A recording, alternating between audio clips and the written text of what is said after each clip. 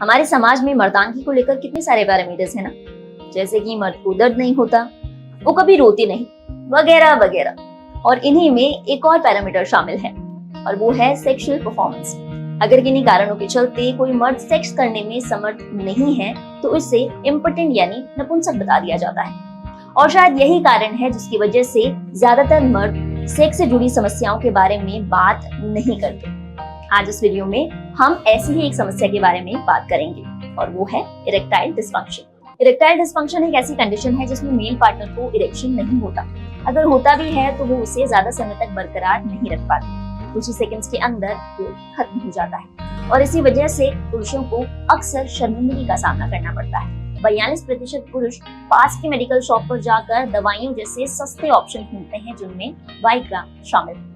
शायद आपने भी इस दवाई का नाम सुना।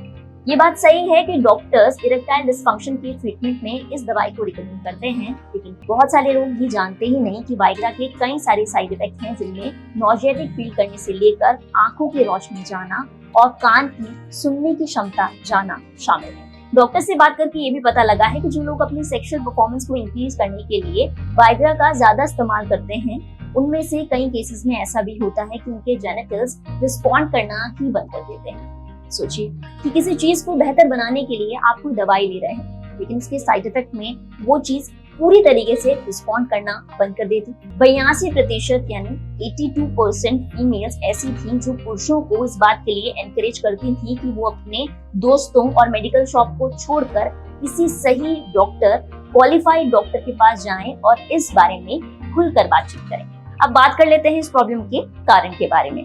इसके कारण शारीरिक और मानसिक दोनों हो सकते हैं। मानसिक कारणों में सबसे पहला है कॉर्टिसोल हार्मोन का बढ़ जाना, जिसकी वजह से आपको तनाव महसूस हो रहा है।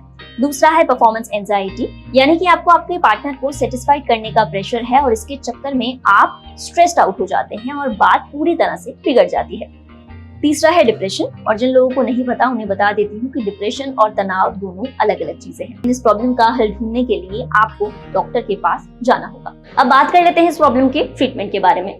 तो इसका ट्रीटमेंट हर शख्स के लिए अलग अलग हो सकता है क्योंकि उनके कारण भी अलग अलग होते हैं। दवाइयों और इंजेक्शन की जरूरत होती ही नहीं है, इस प्रॉब्लम को फिक्स किया जा सकता है, लेकिन इसके लिए बहुत जरूरी है कि आप एक बार किसी अच्छे डॉक्टर को दिखाएं, उनसे खुलकर बात करें ताकि वो आपको बेस्ट ऑप्शन सजेस्ट कर सके। अपना ख्याल रखिए।